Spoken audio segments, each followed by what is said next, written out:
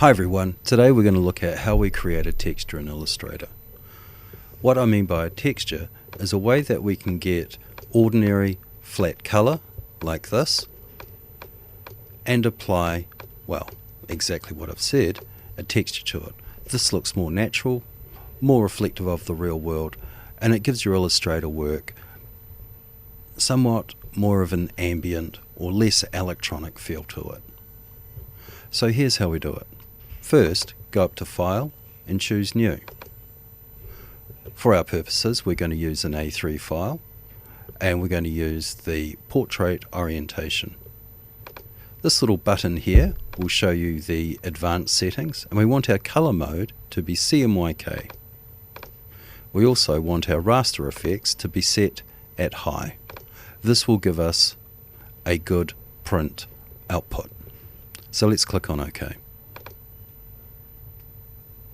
Right, here is our A3 document.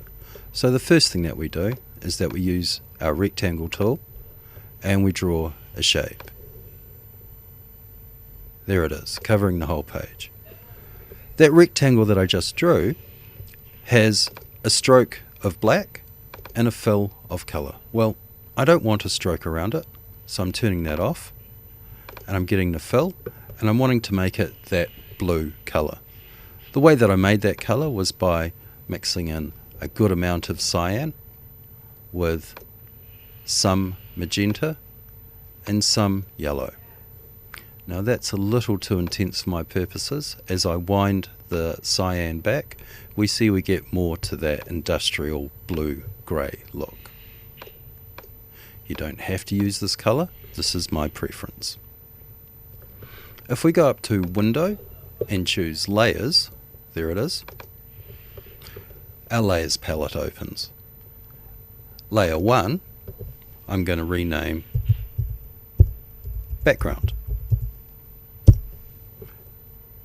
Inside my background layer is the rectangle I've just drawn. To create the texture, we're going to duplicate that layer and then we're going to put an effect on it.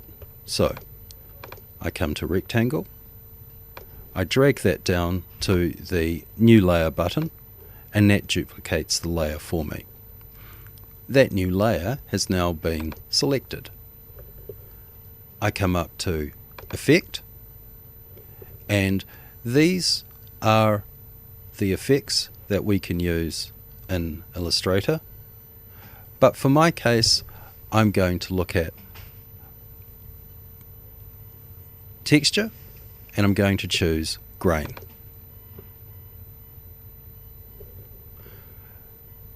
Now this grain setting that I have is exactly the grain setting that I want. What Illustrator has done is remembered the effect, the grain effect that I used last time. Now you don't have to go with that. Inside grain type we have a whole bunch of different types, so I'm using stippled, but again you'll get different textures if you choose horizontal or vertical, that gives you stripes, or if you go for clumped, it gives you large amounts of what's known as coloured noise. Now I'm just going to go for stippled. Intensity allows me to decide how white or how black, now that's a little too black, I would like my noise to be. I'm going to stay around roughly 50%. Exactly it's 45. But experimentation is the key with this. So I click on OK. It takes a little while to render, and there, now my top layer has the noise on it. So if I turn the layer off and on, I can see the two layers. What I want to do is use Window Transparency, there it is, which opens up this palette here, and I'm going to change the blend mode. Let's make sure that my correct layer is selected. So here it has deselected, so once again I click here to select that layer. I'm coming back to transparency And if I play with that, experiment, we see that yes, the texture is added. I'm not going to use that. Instead, I'm going to change the transparency mode. So keeping it at full opacity to begin with, and I'm changing it to multiply. What this means is that the black pixels will be imposed over the layer behind it, and the white pixels will be invisible. So I choose multiply. And there we have it. Now I can use opacity to decide how much of that I want to come through. So you can see it lessens, and if I go to about 30%, I'm getting a result that I'm becoming to be happier with. There we go. Okay, I'm pretty happy with that. And then now that I've done this, I could come to here and I could lock the layer and continue making more work. Now, as an extra bit of information, I'll unlock that layer and I'll select my noise layer again. If we think about what we could do with Photoshop, often we can apply layers and styles, and once it's applied for good, unless you know about smart layers. Here in Illustrator we have a bit more flexibility. So let's say I want to change the type of noise on this layer. Again, I make sure it's selected. And now I'm going to show you a new part of the interface.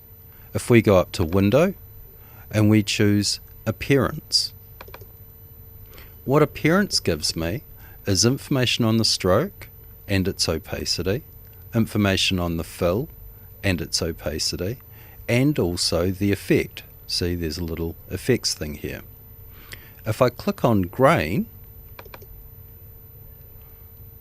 what it does is it brings me back to the settings, the grain settings that I put on that layer.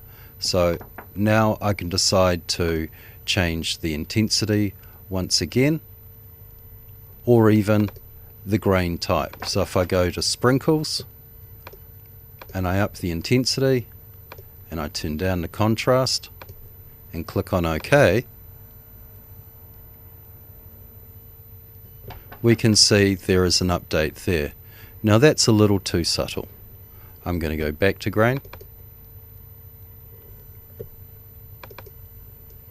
I'm going to keep on grain. I'm going to go back to stippled, and I'm going to choose the settings that I want. I click on OK, and we're done. It's as simple as that. Okay. See you next time.